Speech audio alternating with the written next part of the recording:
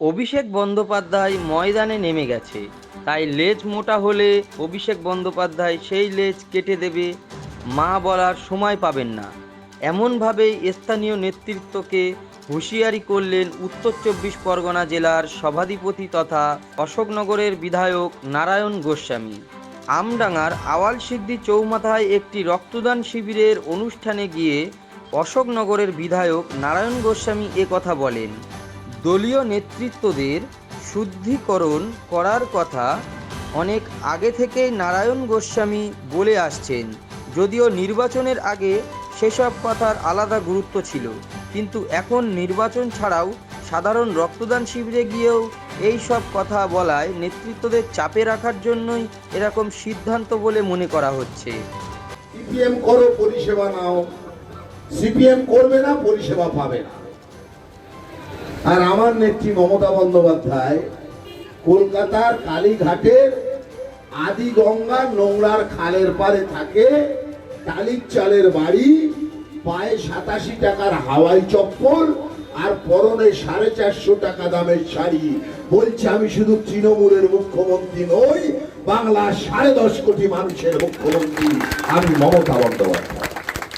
যে রাজনীতির সংকীর্ণতার গণ্ডি জ্যোতি বসু এবং বুদ্ধ ভট্টাচার্য ভাঙতে পারেননি, টপকাতে পারেননি, আমার নেত্রী তাকে অতিক্রম করে গিয়ে বুঝেছেন উদারতা কাকে বলে, মহানুভবতা কাকে। যে আরো বেশি বেশি করে মানুষের সঙ্গে থাকতে।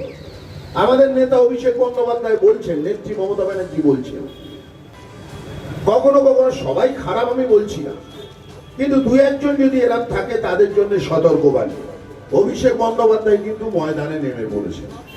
আপনি এলাকার পুঁটে মেম্বার বা পাড়ার একটা হোমরা চোমরা প্রধান, ও বাবা ল্যাস ভুলে মোটাই গেছে, ও কেউ কাটতে পারবে না।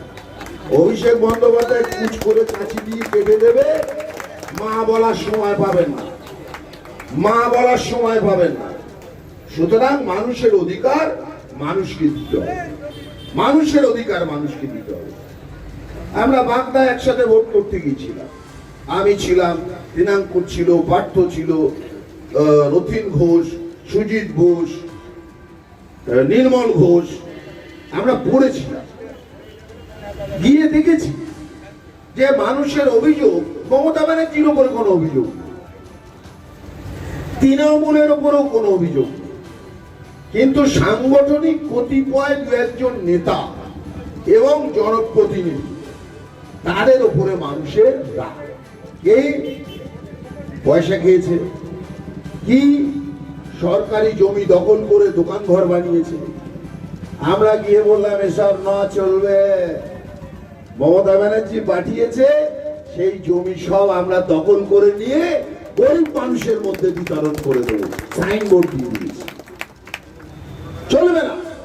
তৃণমূল মানে পরিষেবার প্ল্যাটফর্ম, করে কমবে খাওয়ার জন্য যারা আছেন তৃণমূলে তাদের দিন শেষ। আমার নেতা অভিষেক বন্দ্যোপাধ্যায়ের কথা বলছে, সুতরাং সঙ্গে যান, সঙ্গে যান। আর একটা কথা বলবো, যে আমরা আমডাঙ্গায় দেখেছি বা আমার অশোকনগর পাশের কেন্দ্র দেখেছি, তৃণমূলের প্রোগ্রাম হলে, অনুষ্ঠান হলে অনেকেই আসে, কিন্তু এলাকায় গিয়ে লুকিয়ে লুকিয়ে বিজেপি করে, এলাকায় গিয়ে লুকিয়ে লুকিয়ে আইএসএফ করে। আমরাও কিন্তু দলের পক্ষ থেকে ফিল্টার বসাচ্ছি।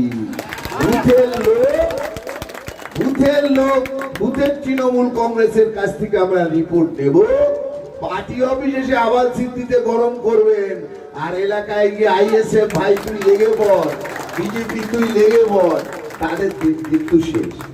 সুতরাং এই রক্তদাতা যারা, তাদেরকে সালাম জানাই, প্রণাম জানাই, কুর্নিশ জানাই, যে তারা মমতা বন্দ্যোপাধ্যায়ের দলের হয়ে আজকে তাদের আহ্বানে আজকে রক্তদানে এসছেন।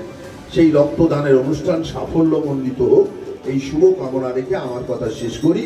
জয় হিন্দ, বন্দে মাতরম, তৃণমূল কংগ্রেস জিন্দাবাদ, মমতা ব্যানার্জি জিন্দাবাদ, অভিষেক বন্দ্যোপাধ্যায় জিন্দাবাদ।